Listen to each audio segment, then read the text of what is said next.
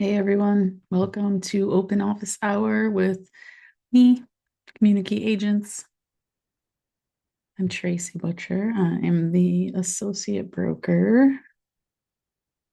I'm a non-principal associate broker at Epic Realty and the lead of CommuniKey Agents, which is an unofficial team. So if you're looking for a team that doesn't take a split but is supportive, we're here. We'd love to have you. Reach out and we'll chat about what Epic's like and find out if it's a good fit for you. I don't have a topic today. I was hoping we'd have some individuals on here for with questions. Let me look at my list up here and see if we got something I can chat about with you.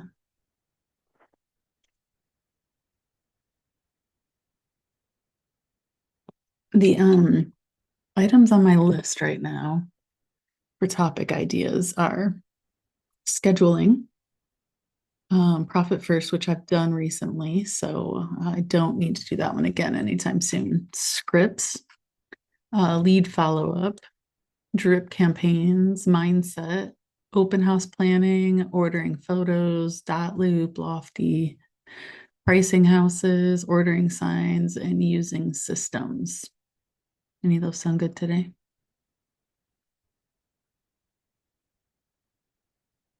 I mean, I think all of them sound good, really, but I'm not sure how to talk about all of them in quick open office. Here in my office, it's been a little wild today. Not wild. It's really been boring and quiet. But because there is a new sick time law in Michigan that goes into effect next month, I've been working on adjusting some policies and putting together some updated handbooks for our staff. So those are some things that are important. Even if you don't have staff and you are small and it's just you're a real estate agent, you're a solo agent by yourself, you don't have people to lead, and you don't belong to a team where you're told what to do or a brokerage where you have more of a type of schedule, it's super, super important to create your own procedures and policies on how to handle things. And you might think, why is that important if it's just me? Like I know what to do. Mm, but do you really? Because a lot of times what happens is when you don't define your policies and procedures and how you're going to run your business, you will encounter things and you just do willy-nilly handle them. But if you set a routine and policies and procedures in place, then you will have a more consistent and effective approach to managing your business. And typically, what happens when you do that is that your time management is better. It doesn't require you to think about it as much on how to manage your time. So, take for instance, open house planning. So if you're a person who likes to do open houses or you find them beneficial to your business and you do them regularly, it's a very good idea to create a system of steps or procedures on how you prepare for, manage, close up, and complete your open houses. And what I mean by that is maybe you have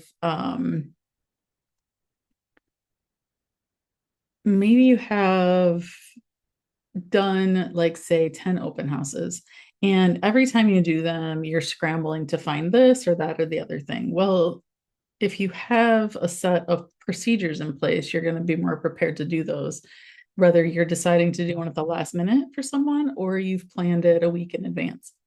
So what I mean to say, um, see what happens when I don't have a topic, we just sort of ramble, right?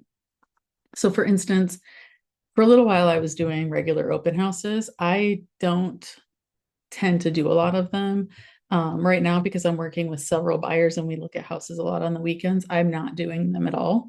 Um, but when I was doing them regularly, I had what I called my open house go bag.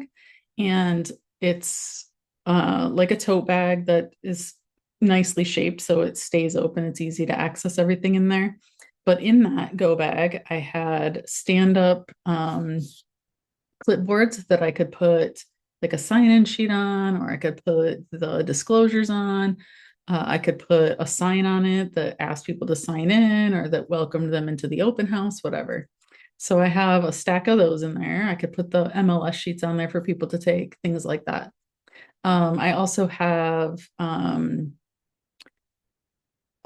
feedback forms. So when people come through the open houses, they can fill out a feedback form.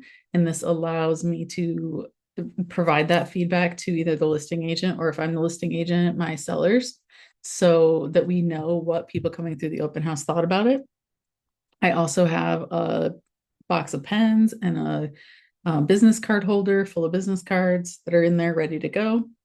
I have, not in the bag, but next to the bag, I keep a banner that I can put up when I get there that welcomes people to the open house and has my information on it, and a floor mat, which I also use for listings. I have floor mats for listings that I put in the door if the client would like them, specifically if it's a vacant, but it's a nice vacant home, or if the seller doesn't have one or wants to keep theirs nice, I will put in mine to collect any wetness or debris that comes in, especially in the winter months. They're not as commonly wanted in the summer unless it's a place where there's a lot of dirt and mud. But so that sits with there. I also keep small water bottles in there and a jar full of little candies. I don't usually take cookies and stuff, but a lot of times when I do an open house with a lender or somebody like that, they'll bring cookies or, something like that to put out. So I have all of that in the bag all the time. It's ready to go. If I use up all the waters, I stop and grab more to throw in there. If the candy gets all eaten up, I stop and grab a mixed bag and just dump it in there. Like, I'm not trying to be over the top, but I'm trying to be welcoming and ready to go. Then when I'm asked to do an open house, or I ask someone to do an open house, either way, I have a list of things that I want to take with me. And that list is an MLS sheet with disclosures that I need to print. Everything else that's on that list is already in that bag. So I don't need to hunt around and find stuff. I also keep shoe covers in my vehicle. So if it's a house that needs shoe covers or it's winter or something like that, I can grab those when I get to the open house and take them. I also have an open house yard sign that I will grab that's in my garage waiting. So my procedure or policy for open houses might be: make sure go bag is always stocked, print the MLS sheets and disclosures for the house you're doing the open house at, load up the go bag, the yard sign, the banner, and the doormat, and go. You're ready to go. So by setting that up to be ready to go all the time, I'm not rushing around, even if I'm asked to do an open house at the last minute to prepare things. The only thing that I really have to prepare is the MLS sheet and disclosure statements to print, because I keep sign-in sheets on there that are paper. I frequently use the digital sign-in sheets that are through my CRM. It just makes it easier. And that way, when the open house closes out, it's done. But that's on my iPad, and I always have my iPad. So I don't keep that in the go bag. I have that in my regular work bag that I just take with me pretty much everywhere. Another procedure that would be good is when you get a new buyer or a new seller client, to have a way that you manage that coming in. So maybe it is to have a buyer or seller like questionnaire that you fill out as you talk to them, finding out what their needs are, why they're selling, why they're buying, like what features they need their house to have. If they're selling, do they have a mortgage? Is there anyone else that's part of the responsibility of making the decisions? So that you have all the information you need right from the start. And maybe that's your second conversation. Maybe it's not your first. It obviously depends on the situation of getting that potential client. But having a procedure and how you do that, and then saying like, okay, after we do this, then I do this. Maybe the next one is to follow up in 2 days and see where things are at, or follow, or maybe your first one is try to get an appointment. Maybe that's your second step is trying to get the appointment, but you lay that out. And if you put this in writing and you create yourself a little miniature policy book or procedure book, and you create the habit of following that every single time, you're going to find that your business runs more smoothly and more efficiently. And then if as you grow and maybe you add a team member, maybe you add an assistant or something like that, your assistant can pull that up. Maybe they're answering your phone for you and taking new client information. They can easily pull up that procedure, pull up those forms, the questionnaires. They'll know I need to do this, and then I need to do that, and then I need to do this, and then I need to do that. Always having those and following them will just keep you in line. It'll keep you orderly.